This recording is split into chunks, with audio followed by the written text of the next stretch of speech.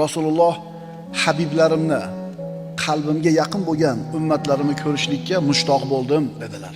Sahobalar, biz sizni habiblaringiz emasmizmi? Rasululloh aytdilar, sizlar mening sahobalarimsizlar, ya'ni hamsuhbatlarimsizlar. Mening habiblarim, qalbimga yaqin bo'lgan ummatlarim oxir zamonda keladi. Ularning orasida o'zining dinini mahkam ushlagan kishi xuddi cho'g'ni ushlagan kishi kabi bo'lib qoladi. Ularning ajri 70 kishining ajri kabi bo'ladi dedilar. Shunda sahobalar, ulardan 70 tami yo bizdan 70 tami? Sizlardan 70 tami.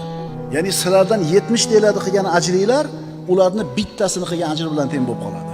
Sahobalarning 70 tasini qilgan ishining ajri u oxir zamonda kelgan payg'ambarimizning habiblardan bittasini qilgan ajriga teng bo'ladi. Sahobalar nimaga unday bo'ladi deb so'rashdi. Payg'ambarimiz aytdilar, chunki sizlar yaxshilik ustida yordamchini topasizlar. Ya'ni men sizlarning ichingizda turibman, yaxshi ishlarda yordamchi bo'lib, ularda esa yo'q. Ular topmaydilar, chunki Rasululloh vafot etib ketganlar.